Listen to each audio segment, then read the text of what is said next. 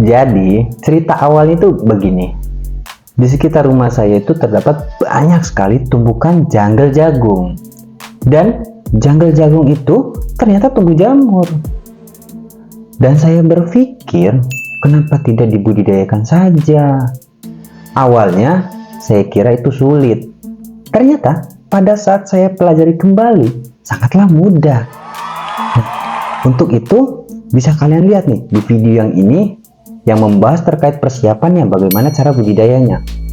Dan di video kali ini kita akan sama-sama sharing kembali bagaimana cara perawatan dan apa-apa saja yang perlu diperhatikan pada saat perawatannya tersebut.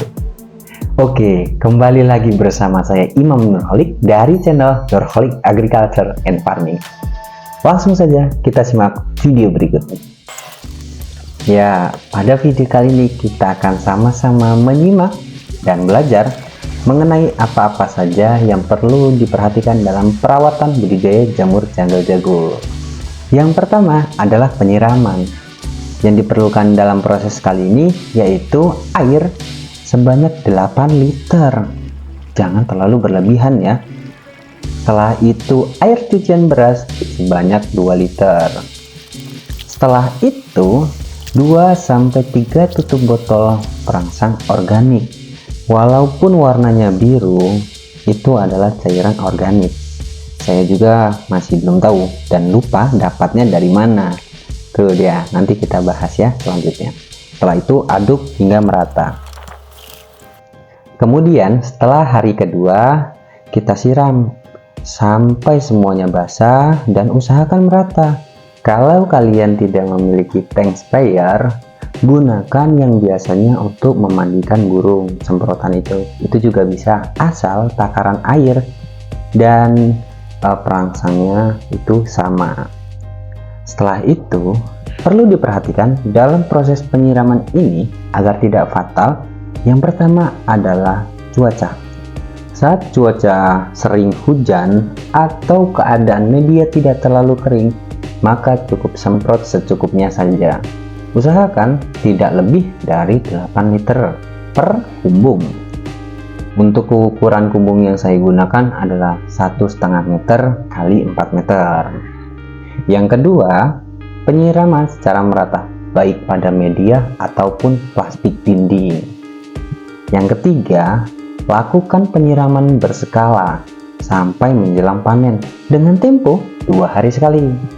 Proses ini dilakukan melihat situasi dan kondisi cuaca juga pada saat pemerataan miselium ataupun benang putih yang nantinya akan menjadi rintisan jamur pun harus diperhatikan. Seperti yang sama-sama kita lihat sekarang, ini adalah perawatan atau penyiraman di hari kedua. Kemudian di hari keempat, keadaan cuaca dan lain-lain masih sama dan lakukan hal yang serupa seperti di hari kedua. Setelah itu, pada hari ke-6 juga belum ada perubahan. Lakukan hal yang sama seperti di hari kedua dan di hari keempat. Kemudian di hari ke-8 sudah terlihat bagaimana pemerataan dan penumbuhan miselium atau benang-benang putih yang sama-sama dapat kita lihat di video tersebut. Lakukan pengontrolan dengan cara penyiraman yang cukup dan tepat pada miselium yang tumbuh itu. Hal ini dilakukan agar miselium tetap tumbuh dan merata, dan miselium saat tumbuh tidak terlalu lebat ataupun padat. Karena saat keadaan miselium berlebihan akan mengakibatkan rintisan jamur tidak dapat tumbuh atau tertutup oleh miselium. Seperti yang kalian lihat pada video berikut, ini adalah setelah proses penyiraman. Bisa kalian lihat rintisan-rintisan jamurnya sudah terlihat walaupun kecil-kecil sekali.